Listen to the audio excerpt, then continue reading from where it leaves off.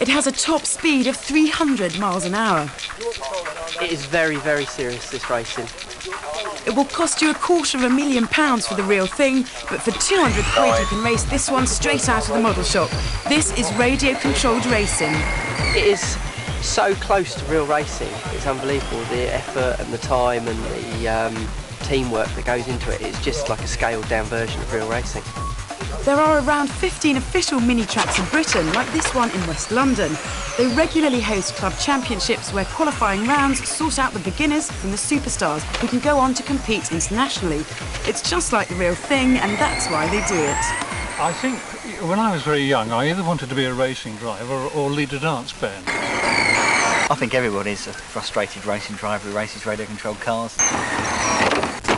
I would like to race real cars, but I don't think I would get any more enjoyment out of it, really, than I do out of this, because you can put more input into this. You can't do the development work on a real car that you would in this.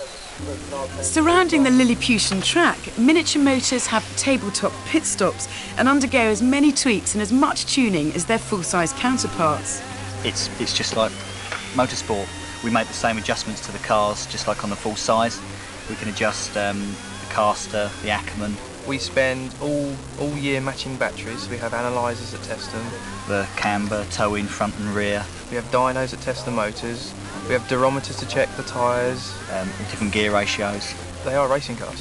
If you get it set right and have a good race, you might win. You take it to the limit. But then again, you might not.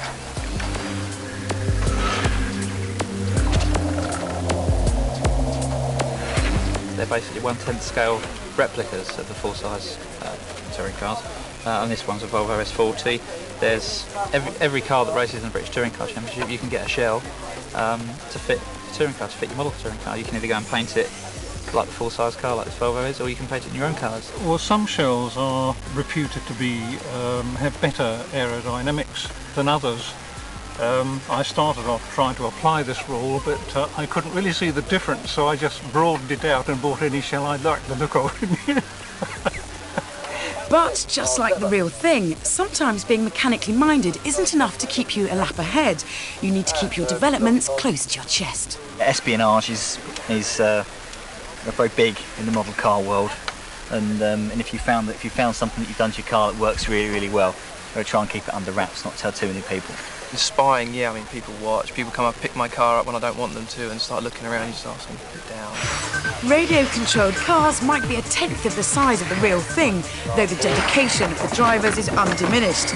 But aren't they taking these mini-motors a little too seriously?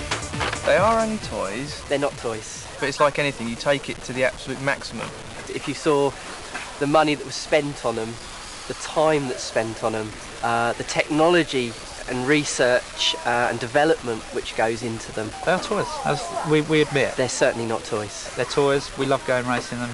You know, we're just big kids, and it's great. You know, big motor racing cars are big toys. You know, they're all toys at the end of the day.